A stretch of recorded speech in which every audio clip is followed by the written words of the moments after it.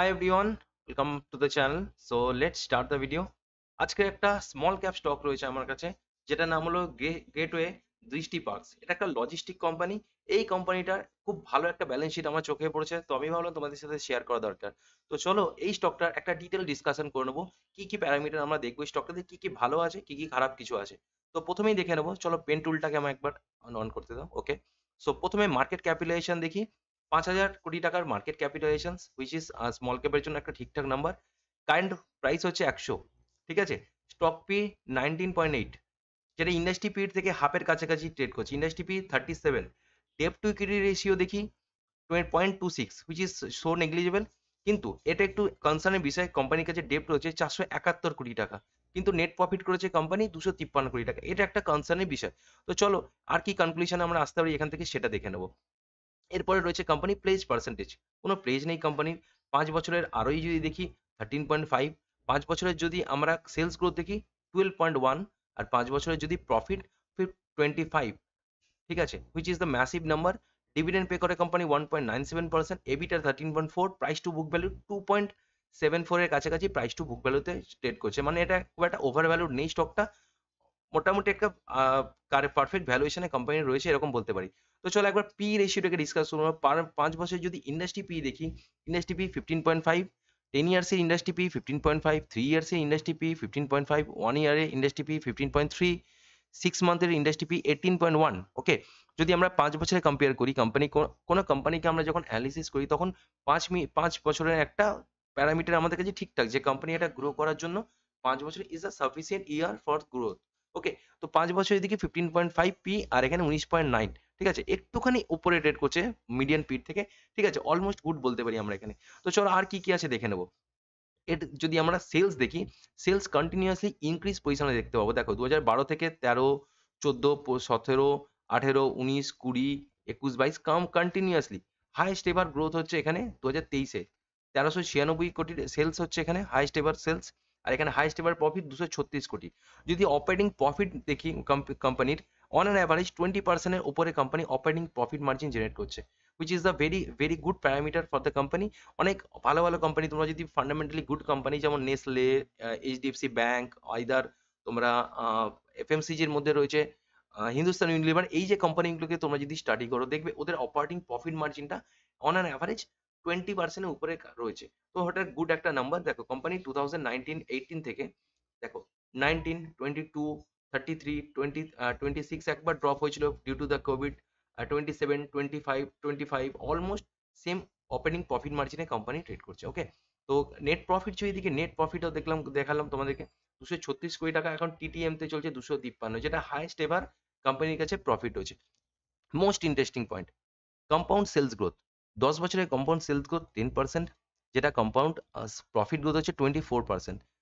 5 বছরের 12%, 5 বছরে 25%, 3 ইয়ার্সে 56%, 3 ইয়ার্সের কোম্পানি 58%। মানে দেখো একটা জিনিস লক্ষ্য করো, 10 বছরে যত সেলস গ্রোথ হচ্ছে তার থেকে ডবল প্রফিট করছে, 5 বছরে যত সেলস হচ্ছে তার থেকে ডবল প্রফিট করছে, 3 বছরে যতটা সেলস হচ্ছে অলমোস্ট ততটাই কাছাকাছি কোম্পানি প্রফিট করছে। তো এটা একটা ভালো একটা সাইন কোম্পানির জন্য এখানে। তো এবার ব্যালেন্স শিটে চলে আসবো। ব্যালেন্স শিটে গিয়ে দেখবো কোম্পানির টোটাল ডেপ্ট কত রয়েছে, বোরিং রয়েছে। বোরিং রয়েছে 471 কোটি সেপ্টেম্বরে। তো এর থেকে যদি আমরা রিজার্ভকে ক্যালকুলেট করি, অলওয়েজ আমি বোরোয়িংকে সবসময় রিজার্ভের সাথে ক্যালকুলেট করি। 1314 কোটি টাকা কোম্পানি রিজার্ভ রয়েছে এখানে, যে কোম্পানি যে কোনো মুহূর্তে তার লং টার্ম লাইবিলিটিসটাকে এখানে কোম্পানি রিপে করে দিতে পারে। আন্ডার কনস্ট্রাকশনে 11 কোটি টাকা চলছে। টোটাল অ্যাসেট যদি দেখি 2447 কোটি টাকা টোটাল অ্যাসেট কোম্পানি রয়েছে, ঠিক আছে। এবার নিচে আসবো, শেয়ার হোল্ডিং প্যাটার্ন দেখে নেবো। কোম্পানি একটা কনসার্ন আছে এখানে, কোম্পানির শেয়ার হোল্ডিং প্যাটার্নটা অনেকটাই কম রয়েছে, ঠিক আছে। তো শেয়ার হোল্ডিং প্যাটার্ন কম থাকার জন্য দেখো এখানে ছিল 32, 32, 32, 32, 32, 32 চলছে 32 থেকে এখান থেকে, ঠিক আছে। কিন্তু এখানে একটা জিনিস তোমরা লক্ষ্য করো যে 32 তো চলছে এখানে, ঠিক আছে, কিন্তু এখানে কি স্ট্রং হ্যান্ডের স্টকটা রয়েছে। দেখো যদি আমরা দেখি এখানে এফআই এর হাতে রয়েছে 14, 13, 12, ডিআই এর হাতে মোস্ট ইন্টারেস্টিং 40.29, 41, অলমোস্ট টিআইআই তার স্টেক ইনক্রিজ করছে এই স্টকটাতে। আর যেখানে পাবলিক ফ্লোট যদি বলি, পাবলিকের স্টেক কমছে 15 থেকে 13, 13, 14, 13, 13, 13, মানে 13 থেকে 61, আমি পয়েন্টগুলো করছি না, 0.04, 13.04 কোম্পানি কন্টিনিউয়াসলি পাবলিক হোল্ডিং থেকে কমছে, যেটা তার জন্য মার্কেটে ফ্রি ফ্লোট কম হচ্ছে, which is a good sign for the company. তো দেখো এটা একটা আরওসি কোম্পানি, যদি আরওসি দেখি, আরওসি দেখো অলমোস্ট ঠিকঠাক 10, 16, 13 আরওসি, 11, 12, 13 ঠিকঠাক একটা আরওসি কোম্পানি তে গ্রো করছে। ঠিক আছে, নেট ক্যাশ ফ্লো যদি কি পজিটিভে রয়েছে 2023 তে, এটা 2021 এ ছিল এখানে 100 ছিল, তারপরে এখানে মাইনাস হয়ে গেছে, আবার পজিটিভে রয়েছে। এটা একটা ভালো ইন্ডিকেশন শো করছে কোম্পানির জন্য। ঠিক আছে, তো দেখো ওভারঅল প্যারামিটার চেক করার পরে কোম্পানির ব্যালেন্স শিট খুব ভালো রয়েছে। তো এটাকে যদি একবার চার্ট প্যাটার্নে গিয়ে আমরা দেখে নেবো যে চার্ট প্যাটার্ন কি বলছে। দেখো কোম্পানিটা এখান থেকে কন্টিনিউয়াসলি, দেখো এই যে তোমরা চার্টটা দেখতে পাচ্ছ এখানে, এখানে মার্চ, সরি, অনেক বড় অনেক দিনের কোম্পানি, এটা লজিস্টিক কোম্পানি। তো তো 2006 থেকে কোম্পানিটা এখানে রয়েছে।